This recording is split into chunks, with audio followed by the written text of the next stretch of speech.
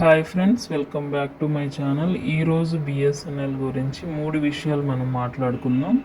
వీడియోని ఎక్కడా స్కిప్ చేయకుండా చివరి వరకు చూస్తేనే మీకు అర్థమవుతుంది. చిన్న లైక్ ఇచ్చి సపోర్ట్ చేస్తారని ఆశిస్తున్నా. Thank you very much. ఎలా పోర్ట్ అవ్వాలి అనే విషయం గురించి ముందు మనం మాట్లాడుకుందాం. పోర్ట్ ఎలా అవ్వాలి అంటే, మీకు దగ్గరలో ఉన్న బిఎస్ఎన్ఎల్ ఆఫీస్కి వెళ్ళి మీ ఆధార్ కార్డు, ఫొటోసు, మీరు వాడే మొబైల్ తీసుకెళ్తే దానికి మీకు ఒక నెంబర్ వస్తుంది. దాన్ని వాళ్ళు తీసుకుని మీ యొక్క సిమ్ని పోర్ట్ చేసి ఇస్తారు. 24 అవర్స్ ఆర్ 48 అవర్స్లో యాక్టివేషన్ ప్రాసెస్ అనేది కంప్లీట్ అవుతుంది. మీకు ఒక మెసేజ్ వస్తుంది. సో పోర్ట్ అనేది చాలా సింపుల్. లేదు అనుకుంటే న్యూ సిమ్ తీసుకోవాలన్నా సేమ్ ప్రాసెస్. తర్వాత నేను గత 10 డిగ్రీ నుంచి కూడా బిఎస్ఎన్ఎల్ సిమ్ వాడుతున్నా. అయితే ప్రతి నెల రీఛార్జ్ చేయకపోతే ఈ యొక్క సిమ్ అనేది బ్లాక్ అయిపోతుందని చాలామందికి క్వశ్చన్ ఉంది.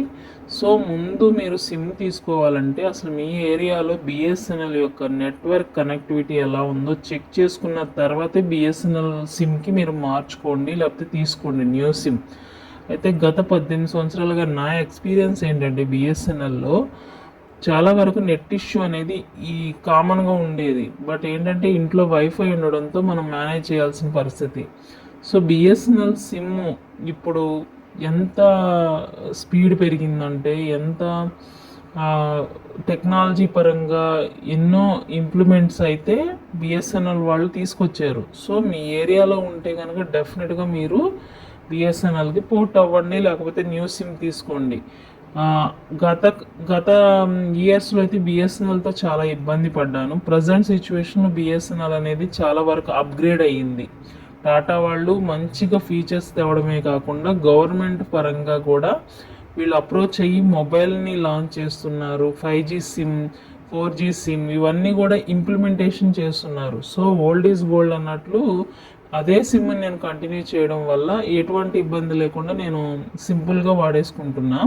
సో ఇంకో విషయం ఏంటంటే, ప్రతి నెల రీఛార్జ్ చేయకపోతే బిఎస్ఎన్ఎల్ సిమ్ పోతుందా అని డౌట్ చాలామందికి ఉంటుంది. అలా ఏం పోదు.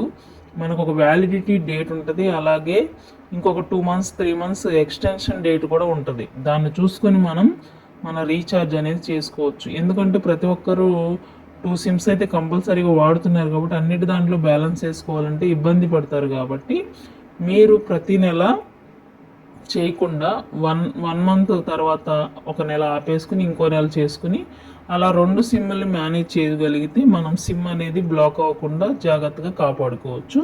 చాలా సింపుల్గా బిఎస్ఎన్ఎల్ యొక్క రీఛార్జ్లు అయితే ఉన్నాయి. వాటిని చెక్ చేసుకుని దాన్ని ఫాలో అవ్వండి. Thank you.